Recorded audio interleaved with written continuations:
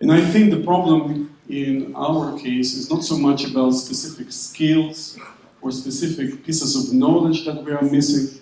It is about people. It is about people, and I refer to the question that Shombi from the UNDP asked in the morning: what would it take to make agriculture more sexy, for lack of a better word? What would it take to make agriculture attractive for the younger generation of Georgians? This is the main question for us to address.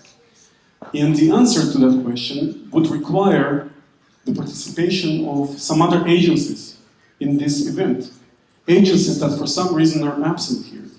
We had the Deputy Minister of Education here, but she is in charge of the vocational education and training component.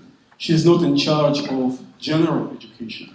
And I would like to argue that the problem of Georgian agriculture is about the fact that people don't want to live where they are. They don't want to stay in rural areas because they cannot guarantee the future of their children there. And it's not about so much how much money they can make in agriculture. There may be some profitable agricultural undertakings for them. It's more about what they can offer their children if they stay in a small village in Kakheti. What kind of school that child will go to, what kind of language and computer skills he or she will learn, what kind of healthcare services will be offered in that location, culture, places to go out, have fun. None of that is available. And I know from Switzerland, where I traveled most recently, anywhere you are in a rural location, you're not more than 30, 40 kilometers away from a major urban center. And you are very well connected by a very efficient, world-famous Swiss railway.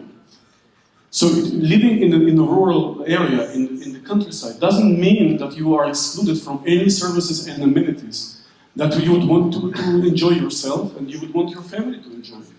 And this is not the situation we have here.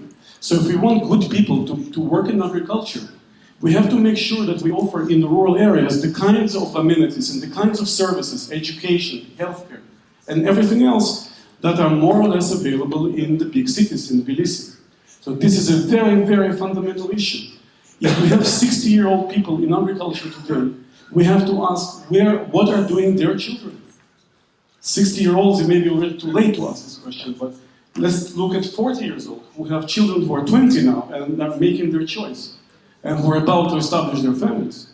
Does a 40-year-old farmer, what does his or her or a son or her son or daughter planning to do with their lives? And clearly the answer is anything but to stay in the village. Anything. They would go any distance to go into any crazy occupation just to leave agriculture and to leave rural areas. So that's problem number one to be solved.